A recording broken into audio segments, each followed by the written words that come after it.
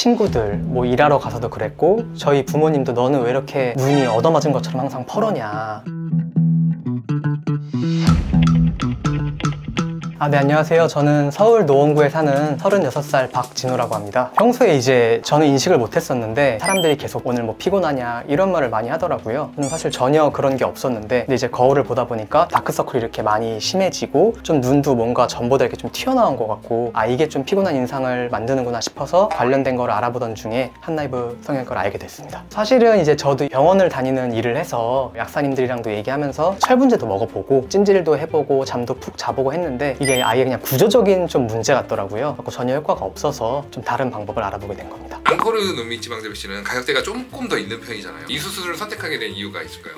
일단은 저도 직장인이다 보니까 기존의 방법을 하면 좀 이렇게 상처가 오래 가는 걸로 알고 있는데 그렇게 오래 지속을 할 수도 없었고요. 결정적인 계기가 사실 이전에 스킨 타투라는 걸 했었어요. 근데 그게 대차게 망해버려서 이왕 할 거면 차라리 돈을 더 주더라도 할 때 확실히 하자 이렇게 생각을 했습니다. 스킨 타투가 뭔가요? 스킨 타투라고 다크서클 위에다가 색소를 입혀가지고 10년 간다 이렇게 홍보를 하더라고요. 일단 제가 수술 당일 이후로 정확히 2주 뒤에 친구 결혼식 축가를 하게 됐는데 정말 친한 친구라 저도 잘 해주고 싶고 또 그러려면 제 외적으로도 좀 이렇게 애로사항은 없어야 된다고 생각은 하는데 2주라는 시간 동안 충분히 회복이 된다고 하니까 한번 좀 믿고 잘 따라가 보려고 합니다.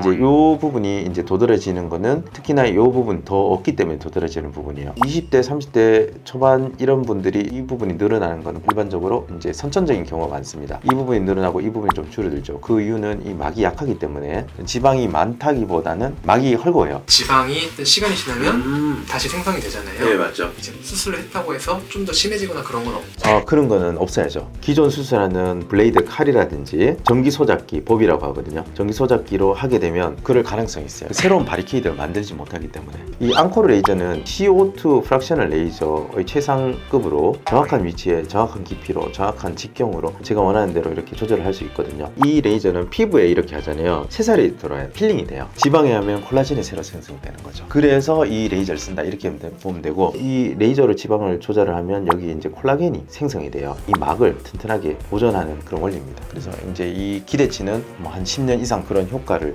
보는 거죠. 그리고 여기 이제 들어간 부분 있잖아요. 이 부분은 자연스럽게 붓게 되고 레이저로 이렇게 경막 강화라고요. 녹는실로 한 3군데 정도 고정을 해서 튼튼하게 좀 만들고 나옵니다. 내용물의 한 50%가 물이거든요. 네. 그래서 물이 이렇게 나올 거예요. 이 네. 통을 통해서 눈물처럼. 그러면서 모양이 초기에 잡히는데 CO2 프랙셔널 레이저는 카피품이 많습니다. 국산도 있고. 네. 근데 이제 레이저가 정확하지 못하기 때문에 눈에 하는 건 위험해요. 다른 거는. 네. 그래서 이 앙코르를 쓰는 거예요.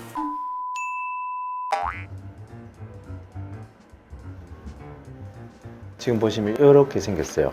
지방막이. 그래서 이 부분을 조금 정리를 할 예정이에요. 그리고 이제 여기는 들어간 부분이에요. 원래는 눈밑 지방 재배칠 때 들어간 부분 지방 이식 하라 그러는데 네. 물론 하면 나쁠 건 없는데 저희는 이제 눈매를 변형하지 않고 하려고 그래요. 그래서 여기 있는 위에만 이렇게 하고 애교 부분이 조금 도드라질 수 있습니다. 애교는 손을 안 대요. 있는 그대로 나올 거예요. 네.